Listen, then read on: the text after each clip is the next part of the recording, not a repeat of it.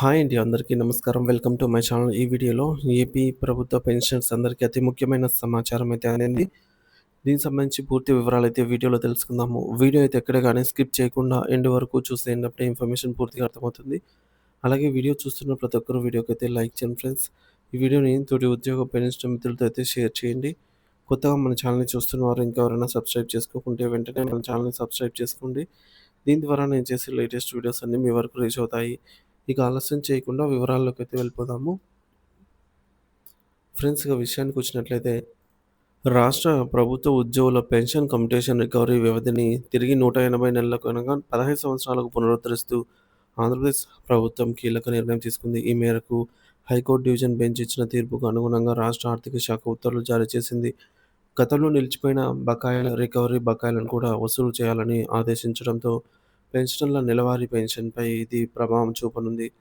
ఈ నేపథ్యం మరియు న్యాయ పోరాటం ఆంధ్రప్రదేశ్ సివిల్ పెన్షన్ రూల్స్ 1944 ప్రకారంగా పదవీ విరమణ సమయంలో పెన్షన్‌లో కొంత భాగాన్ని ఏకమొత్తంగా కమ్యుటేషన్ తీసుకున్న ఉద్యోగుల నుంచి ఆ మొత్తాన్ని 15 సంవత్సరాల పాటు అంటే 180 నెలల ఆహ్, నెలవారీ వాయిదాల ద్వారా అయితే వారి పెన్షన్ నుంచి ప్రభుత్వం రికవరీ చేస్తుంది. అయితే 180 నెలల రికవరీ కాలం చాలా ఎక్కువైంది అని, ఇది అన్యాయం అని పేర్కొంటూ గతంలో కొందరు పెన్షనర్లు హైకోర్టును ఆశ్రయించారు. వారి వాదనను పరిగణలోకి తీసుకున్న హైకోర్టు సింగిల్ బెంచ్ రికవరీ కాలాన్ని 135 నెలలకే పరిమితం చేయాలని మధ్యంతర ఉత్తర్వులు ఇచ్చింది. ఈ అంశాలతో ప్రభుత్వం చాలామంది పెన్షనర్ల నుంచి 135 నెలల తర్వాతే కమ్యుటేషన్ రికవరీని నిలిపివేసింది. హైకోర్టు డివిజన్ బెంచ్ తీర్పు సింగిల్ జడ్జి ఇచ్చిన తీర్పును సవాల్ చేస్తూ రాష్ట్ర ప్రభుత్వం హైకోర్టు డివిజన్ బెంచ్‌లో అప్పీల్ చేసింది. ఈ అప్పీల్‌ను విచారించిన డివిజన్ బెంచ్ ప్రభుత్వ వాదనతో ఏకీభవించింది. ఆంధ్రప్రదేశ్ సివిల్ పెన్షన్ రూల్స్ 1944 ప్రకారంగా 180 నెలల పాటుగా రికవరీ చేసేందుకు ప్రభుత్వానికి పూర్తి అధికారం ఉంది అని స్పష్టం చేస్తూ తుది తీర్పునైతే వెలువరించింది. దీంతో 135 నెలల పరిమితి రద్దయింది. ఆర్థిక శాఖ ఉత్తర్వులు హైకోర్టు డివిజన్ బెంచ్ తీర్పు నేపథ్యంలో ఆర్థిక శాఖ ముఖ్య కార్యదర్శి పీయూష్ కుమార్ తాజాగా అధికారిక ఉత్తర్వులు జీఓఎంఎస్ నంబర్ 49 డేటెడ్ ఆన్ 21 మే 2025 అయితే జారీ చేశారు. ఈ ఉత్తర్వుల ప్రకారంగా మొదటిది పాత విధానం పునరుద్ధరణ. కమ్యుటేషన్ రికవరీ వ్యవధిని తిరిగి 180 నెలలకు పునరుద్ధరించారు. రెండోది బకాయిల వసూలు. గతంలో కోర్టు ఆదేశాల వల్ల 2024 నవంబర్ నుంచి 2025 ఏప్రిల్ వరకు 6 నెలల పాటుగా కమ్యుటేషన్ రికవరీ నిలిచిపోయింది. ఇప్పుడు ఆ 6 నెలల బకాయి మొత్తాన్ని కూడా పెన్షనర్ల నుంచి తిరిగి వసూలు చేయనున్నారు. పెన్షనర్లపై ప్రభావం మరియు రికవరీ విధానం.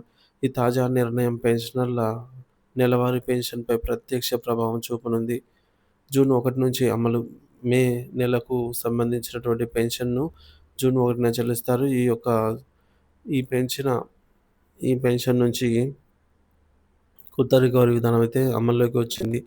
బకాయిల రికవరీ. పెండింగ్‌లో ఉన్న 6 నెలల బకాయి మొత్తాన్ని ఒకేసారి కాకుండా పెన్షనర్లకు భారం తగ్గించేందుకు 12 సమాన నెలవారీ వాయిదాల్లో ఈఎంఐ పద్ధతిలో రికవరీ చేయాలని ఆర్థిక శాఖ నిర్ణయించింది.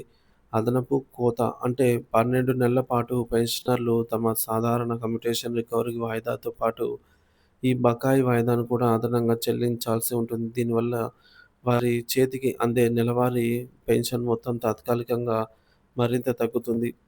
న్యాయస్థానం తీర్పుకు అనుగుణంగా ప్రభుత్వం ఈ నిర్ణయం తీసుకున్నప్పటికీ, ఇప్పటికే నిత్యావసరాల ధరలతో ఇబ్బందులు పడుతున్న పెన్షనర్లకు ఇది ఆర్థికంగా కొంత భారాన్ని తగ్గించేటువంటి అంశం. ఈ 12 నెలల పాటుగా వారి నెలవారీ పెన్షన్‌లో అదనపు కోత అయితే మరి ఉండనుంది.